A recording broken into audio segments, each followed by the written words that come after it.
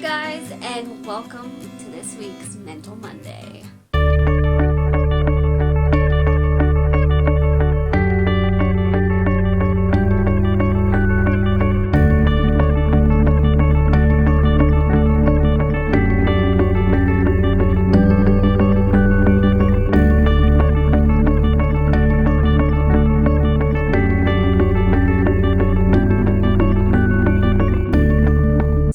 This week I actually wanted to delve into something that I kind of touched on, but not really.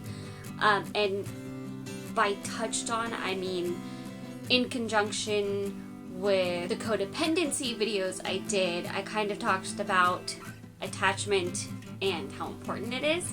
I didn't actually go into all of the different attachment styles and how they can affect you, how they work, what they are, all of that type of thing. So today I thought we would do the 4 different attachment styles and how it affects you, how it influences the way you have relationships with people and how you yourself emotionally attach to people. So there are 4 emotional attachment styles, and there are 4 children and 4 adult ones. I want to focus on the child ones. The adult ones are more personality types that are just continued from the attachment styles formed as a child. So the 4 main attachment styles are secure attachment, avoidant attachment, ambivalent/anxious attachment, and disorganized attachment. Secure attachment is probably the most self-explanatory. It is you have a secure emotional attachment to people, and that started by a secure emotional attachment to a parent.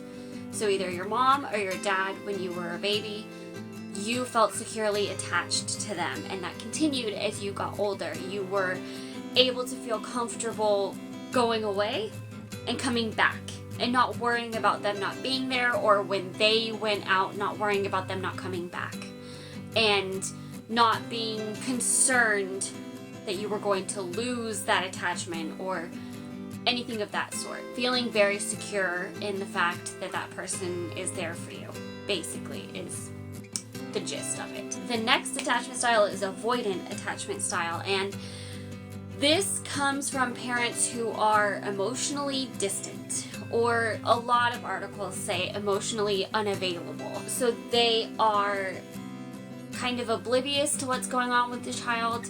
They're not super involved, and they don't seem concerned in any way with the child's well-being, whether it be emotional well-being or physical well-being. They are just not concerned. And I think a lot of the time this comes out of addiction situations, because the parent is so consumed by their own addiction, they aren't playing a part in the child's life. They aren't doing any interacting with the child deeply to form that attachment.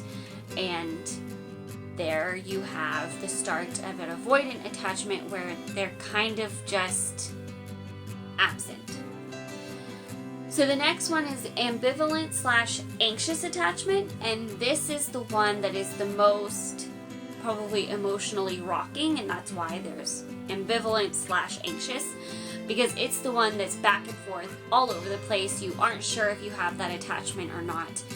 And this comes out of up and down. So parents coming in and out of a child's life, being inconsistently there for them. One second they are, one second they're not. And that kind of leaves the child in a limbo that just further and further progresses until it's their normal to go up and down in relationships and to not feel like they solidly have anybody.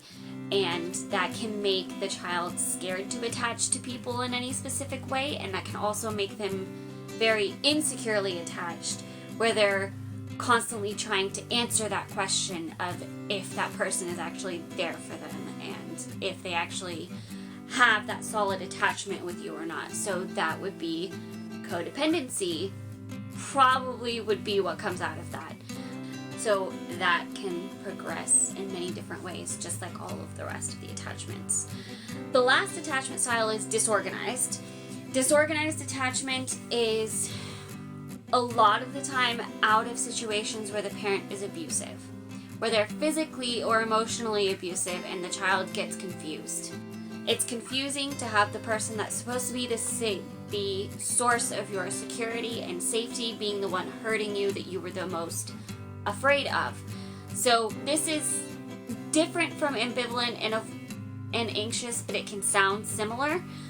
Basically, you throw the abuse factor in, and in an abusive relationship, it's just a whole other dynamic altogether, let alone then figuring out an attachment style or trying to form that attachment on top of that.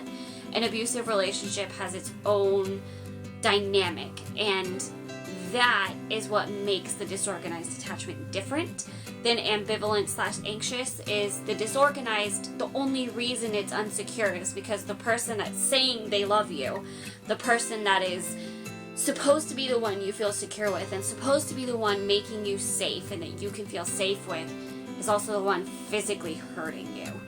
And that's confusing, and especially when you're trying to form those really core attachments and gain ground on being able to form relationships, that can seriously hinder you being able to form relationships and form a healthy attachment. And the abuser, the abusive parent, can be saying they love you. They can be doing loving things or acting in a way that's saying that's love while also physically hurting you. And that goes into so much you could talk about with later relationships, with forming romantic attachments, and how you would function in a relationship personally.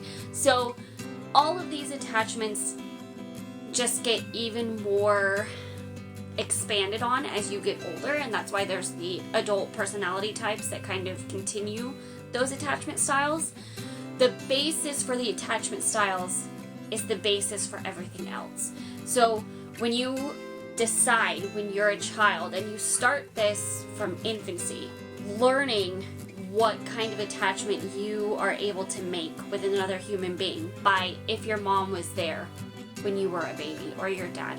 If they consistently came, they consistently made sure you were okay, they were always there when you got hurt or when you cried or when you needed something, they were dependable, that's going to be a secure attachment.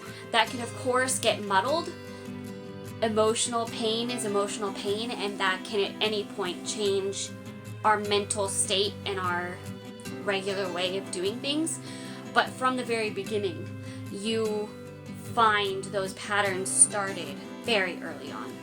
And knowing what that was can help you figure out why you're functioning the way you are in relationships you're in today. It can answer questions as to, why am I fighting codependency? Why am I so scared to attach to people? Why am I having so much confusion and so much trouble when this person is saying they love me and they do loving things, on trusting that?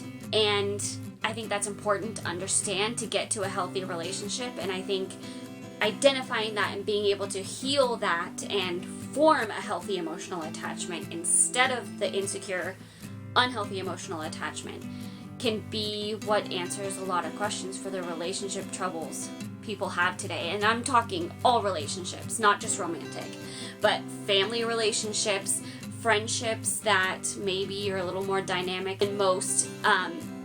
It can answer a lot of how you interact with people. Codependency, for me, is not just in a romantic relationship. It's also in friendships. It's also in family relationships. And it's something that is not as simple as that little bubble, or not as simple as a certain time period in your life. And knowing that gives you that much more of a chance of being able to work on it and really work through it for yourself and figure out what you can do to make a secure attachment and heal those wounds. So I know that might have been a lot of information and a lot to kind of mull over. I hope it helped though. I hope it was interesting and I hope you enjoyed it. If you did, give this video a like and share it with everybody. Get the conversation going about emotional attachments. I feel like we as a society don't think about that enough, especially with how many parents are trying to prepare early for taking care of their child, knowing how important emotional attachments can be.